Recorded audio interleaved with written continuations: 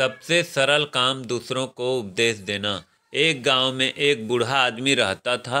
काफ़ी उम्र हो जाने के बाद वह एक उपदेशक बन गया और गांव के चौपाल पर बैठकर वह लोगों को यही समझाया करता था कि अगर जीवन में सुख शांति से रहना है तो कभी किसी पर क्रोध नहीं करना चाहिए। एक बार एक युवक उस गांव से गुजर रहा था। उसके कान में भी उस बूढ़े की बात पड़ी। उसे उसकी बात बहुत अच्छी लगी। उसे उस बूढ़े से मिलकर कुछ और बात करने की उत्सुकता हुई। तो उसने बूढ़े से फिर पूछा, बाबा, जीवन में शांति से रहना है तो क्या करना चाहिए? बूढ़े ने फिर वही बात दोहराया, यदि शांति से रहना चाहते हो तो कभी किसी पर क्रोध मत करना, चाहे तुम्हारे सामने जो भी परिस्थिति हो, क्योंकि क्रोध विवेक को खा जाता है और फिर इंसान सही गलत का भेद भूल जाता है। युवक ने पूछा, जी क्या कहा आपने?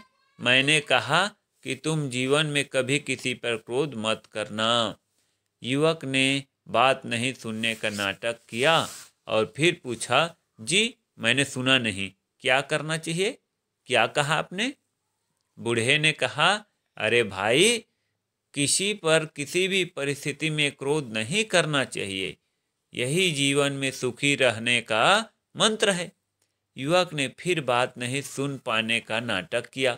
ऐसा 2-3 बार नहीं सुनने का नाटक किया तो बूढ़ा चिल्लाया, अबे गधे, मैंने कितनी बार कहा कि जीवन में सुखी रहना है तो किसी पर कभी भी क्रोध मत कर, पर तू सुनता ही नहीं। बहरा हो गया है क्या? बूढ़े का गुस्सा 7वें आसमान पर था। उसने पास रखी एक छड़ी उठा ली और युवक को घूरते हुए कहा, अब अगर तुमने मेरी बात नहीं सुनी तो मार मार कर इस छड़ी से तेरी पीठ लाल कर दूंगा। मैंने कहा कि किसी भी परिस्थिति में किसी पर क्रोध नहीं करना चाहिए। अब बता, तूने सुना कि नहीं? नहीं सुना तो अभी तेरी खबर लेता हूँ। युवक मुस्कुराया और कहा, दादाजी, दूसरों को उपदेश देते हो और आप ही गुस्सा हो जाते हो।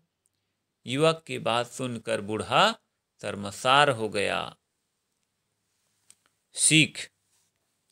अच्छी सीख देने के लिए खुद को अच्छा बनना होगा, तभी लोग आपकी बात मानेंगे। धन्यवाद।